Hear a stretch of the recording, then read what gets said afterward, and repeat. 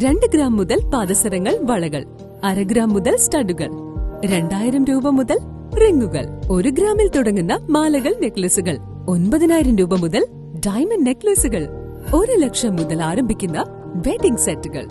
കൂടാതെ നിങ്ങളുടെ പഴയ സ്വർണത്തിന് ഏറ്റവും ഉയർന്ന മൂല്യവും.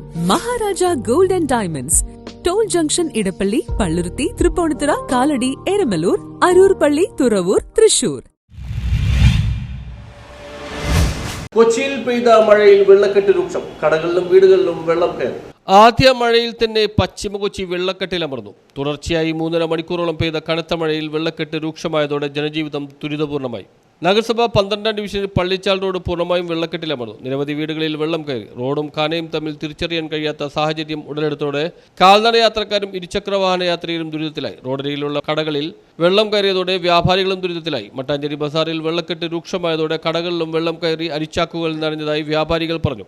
ഓടകൾ വൃത്തിയാക്കുന്നതിൽ കാണിച്ച അനാസ്ഥയാണ് ദുരിതത്തിന് കാരണമായതെന്ന് നാട്ടുകാർ ആരോപിച്ചു. കനത്ത വെള്ളക്കെട്ട് മൂലം ഗതാഗത തടസ്സവും മാലിന്യങ്ങൾ ഒഴുകുകയും ചെയ്തതോടെ ജനങ്ങൾ വളഞ്ഞു. കനത്ത മഴയ്ക്കൊപ്പം വേലിയേറ്റവും കടൽക്കയറ്റവുമായതോടെ തീരദേശ മേഖലയും ദുരിതത്തിലായി. തോരാതെയുള്ള മഴയിൽ പ്രദേശത്തെ വീടുകളും റോഡുകളും ചെറുവഴികളുമെല്ലാം വെള്ളക്കെട്ടിന്റെ മേഖലകളായി മാറി. വീടുകളിൽ വെള്ളം കയറിയതോടെ ചിലർ മറ്റു ദിക്കുകളിലെ ബന്ധുവീടുകളിലേക്കും താമസം മാറ്റി. ഫോർട്ട് കൊച്ചി, ഈരവേലി, ചക്കാമാളം, ചെർലായി, വെളി, കേമ്പിരി, കൂവപ്പാടം, ചുള്ളിക്കൽ, നസ്രത്ത്, രാമേശ്വരം, മുതലിയാർ ദേശം, മുണ്ടമ്പേലി, രാമേശ്വരം, കോളനി ദേശം, Kazhuthumuttu, Thoppumpady, Pallichal, beach road, Parippi junction, Pappangamukku തുടങ്ങിയ മേഖലകളിൽ വെള്ളക്കെട്ടിലായി. പള്ളുരുത്തി മേഖലയിലും കനത്ത വെള്ളക്കെട്ടാണ് അനുഭവപ്പെട്ടത്. വഴിയോര മാലിന്യങ്ങൾ വെള്ളക്കെട്ടിൽ ഒഴുകിയതോടെ കാൽനട യാത്രക്കാരും റോഡ് വക്കിലെ വീട്ടുകാരും വലഞ്ഞു. മാലിന്യ തടസ്സം മൂലം കാനകളുടെ നീരൊഴുക്ക് തടസ്സപ്പെട്ടത് വെള്ളക്കെട്ടിനെ രൂക്ഷമാക്കി. മൺസൂൺ കാല മുന്നൊരുക്ക പ്രവർത്തനങ്ങളിൽ പല ഡിവിഷനുകളിലും ശുചീകരണം നടന്നിട്ടില്ലെന്നതും ബന്ധപ്പെട്ടവരുടെ അലംഭാവവും ജനങ്ങളിൽ പ്രതിഷേധത്തിനിടയാക്കി. News bureau, Kochi.